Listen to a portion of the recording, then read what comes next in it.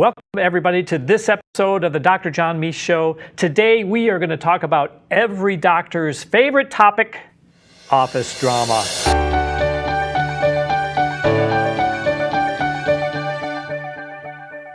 Hey, it's summertime here in Phoenix and it's going to be 113 degrees today, which I can tell you, I don't care if it's dry, that is hot.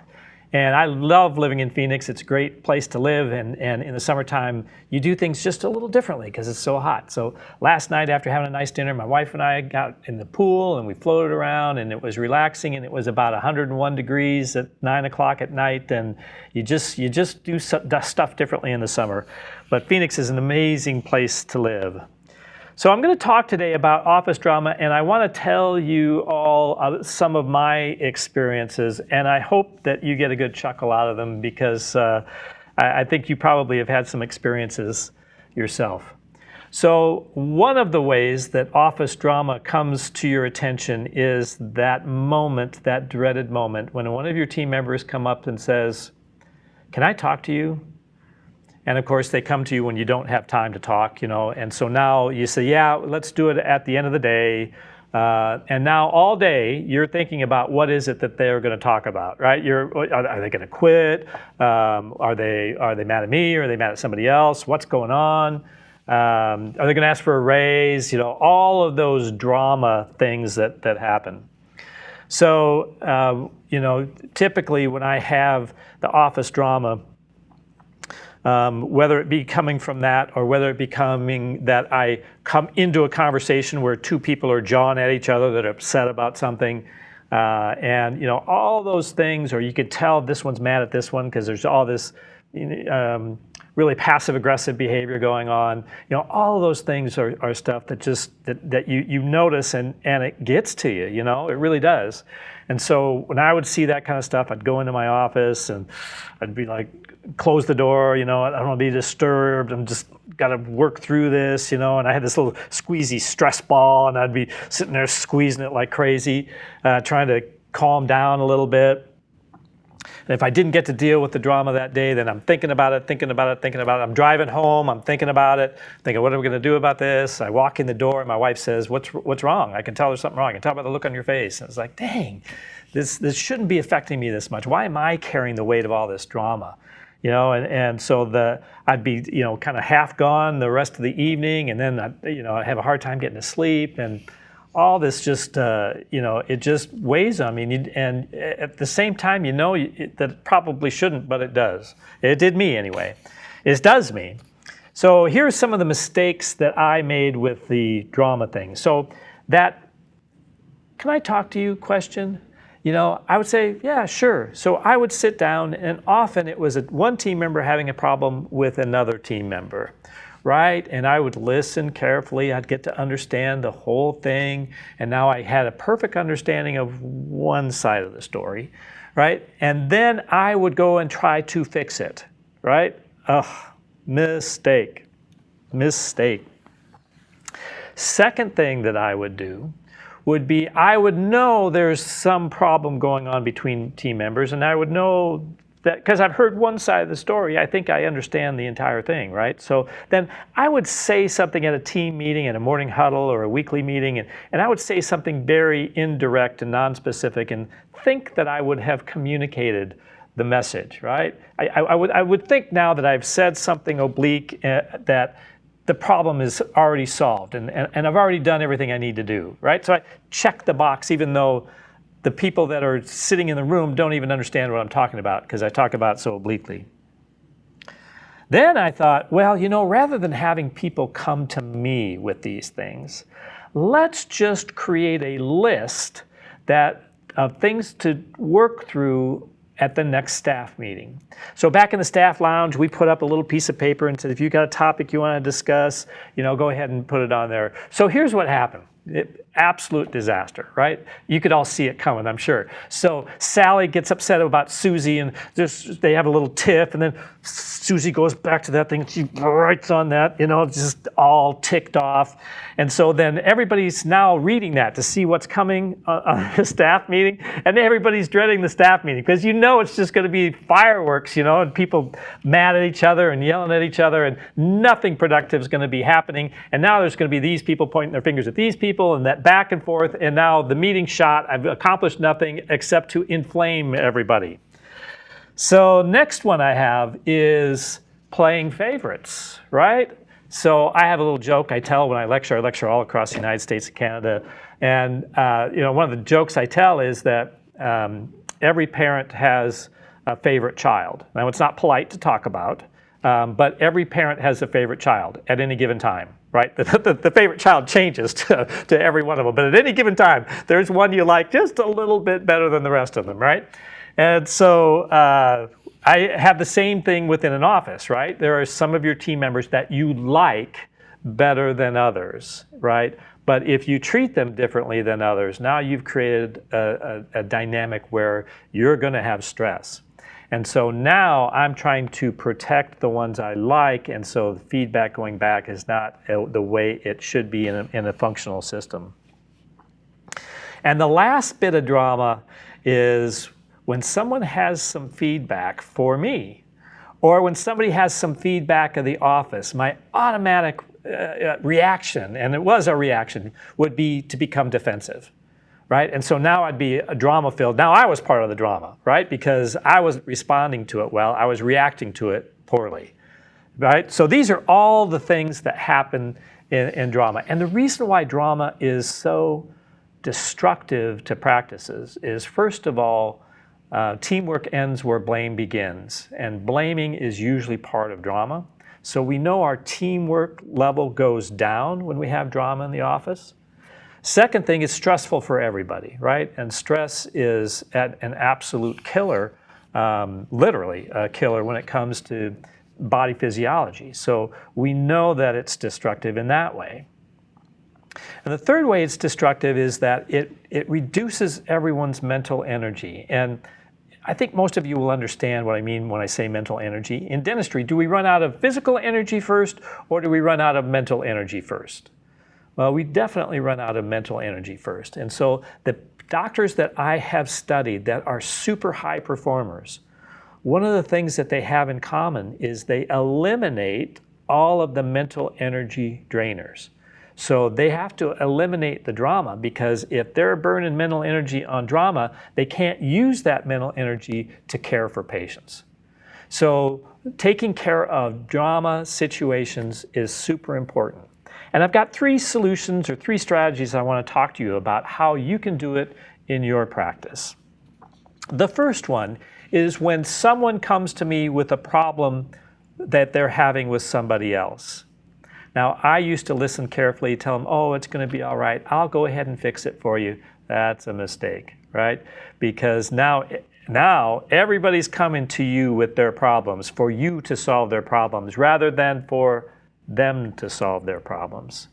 So what I learned to do was to help that person understand how to talk to the other person about whatever issue it is. So I actually coach them through the situation. So how I coach them is I help them to be able to succinctly say what their issue is, be clear about what they want, and then I have them walk through the very first words they might have to start the conversation. So they get the conversation off on the right foot, so they don't get defensiveness and anger coming back, so that they can have a conversation, not an argument, right? And then I sometimes will role play with them so that I will ask them what they're frightened about, what the other person is going to say, and then I'll role play the other person. And we walk through it so that they have a little bit of experience. Now, I can tell you this takes some time, and I know it's all, what you're all thinking is this takes a bunch of time. Yeah, but sometimes you have to spend time to save time. And this is one of those examples, because when you start doing this, only the most challenging problems are going to come to you, right? Because this is a lot of work for the other person. They're not going to come to you with trivial stuff. They're going to come to you only with the most important and the most meaty things. And those, it's a good use of your time to be doing those. But if you do it like I did, everybody will be coming to you with all kinds of problems, and your head will be spinning, and you'll have this feeling that everything's a disaster all the time. Right? You think the practice is really struggling because you've got all this drama and all this stuff coming. This is how you get rid of that. So here's how this role play works.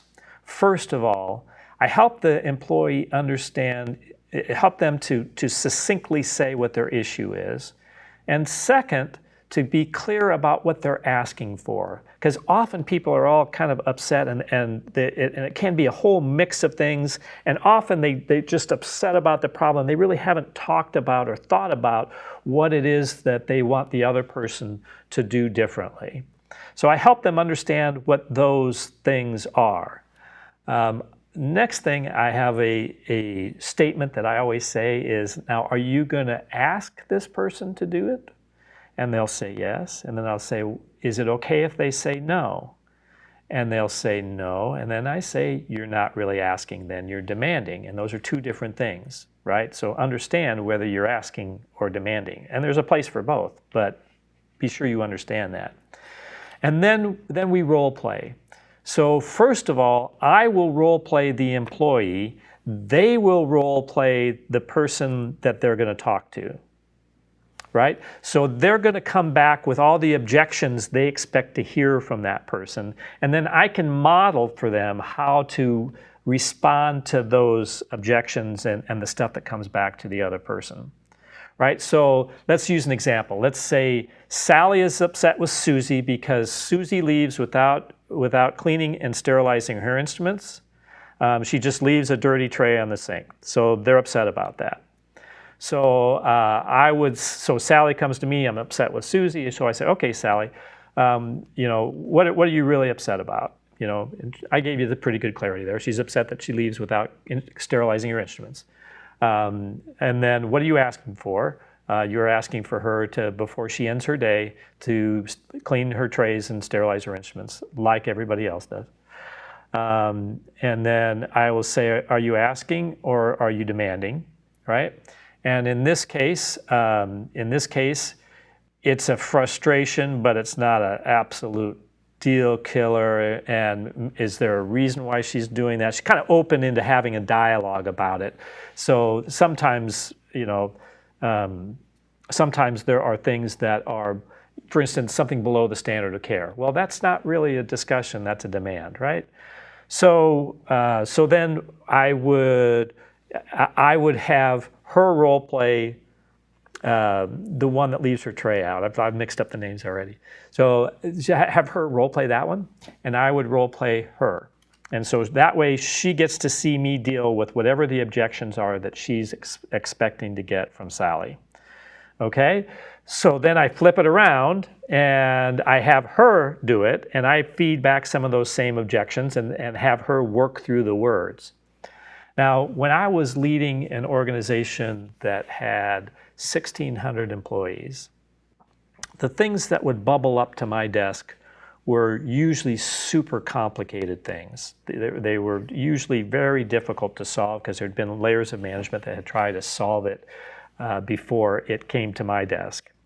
And so I always found it amazing that the solution often came down to this discussion needs to happen between these two people, and this is how you begin the conversation. Those very first words are the thing that people often don't feel equipped to come up with. So if you can help them get the very first words out so that they can begin a dialogue without anger and without defensiveness, if you can begin that dialogue properly, that's when magic can really happen. So once we've done this role play, now it's up to her to solve her problem.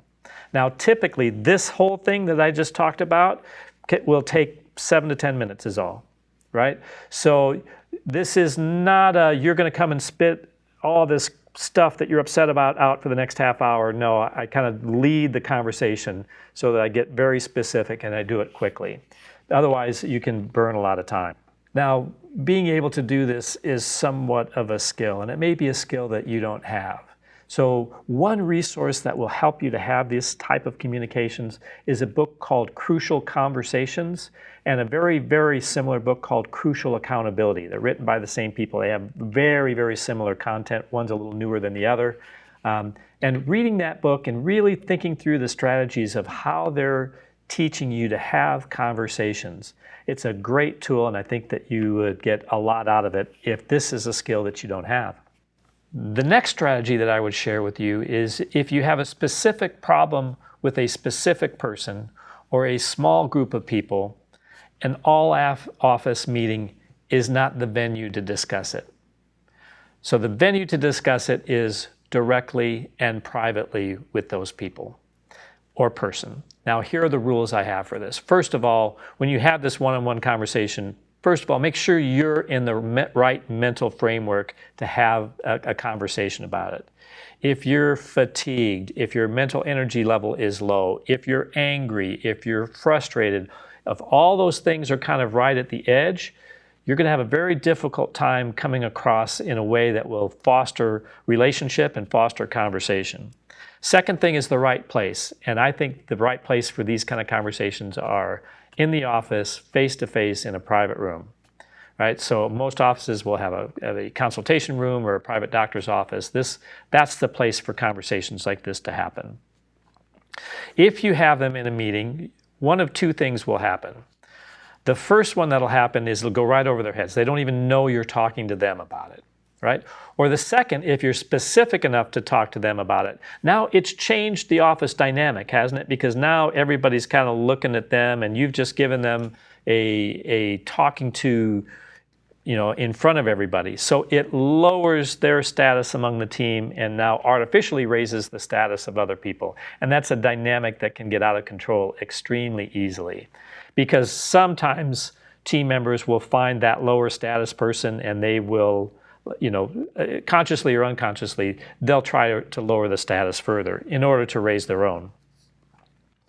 The last strategy that I would have for you is if you get feedback about yourself or you get feedback about your practice in general, there is one response that works in every situation.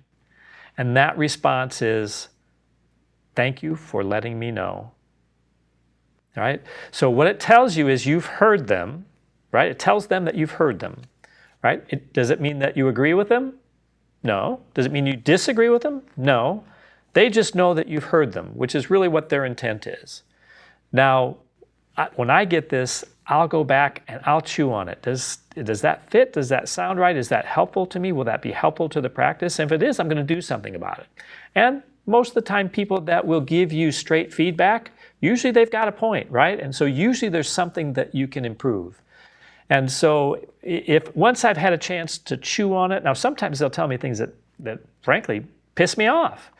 And so, I need to be in the right frame of mind to think through it. And so if I have that immediate kind of anger or kind of bitchy reaction inside, I hold that back. I just say, thank you for letting me know.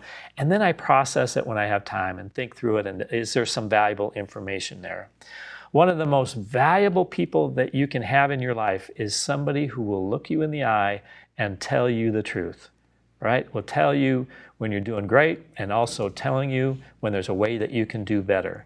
So I always want to encourage people to give me feedback because that can help me get better. Do I act on every bit of feedback I get? Of course not. Do I act on most of it?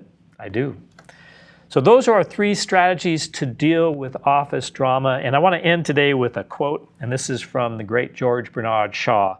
And it is, the single biggest problem in communication is the illusion that it has taken place. So often we're too vague. So make sure that you are direct, that you're firm, and that you do it kindly. I'll see you next time on the Dr. Meis Show.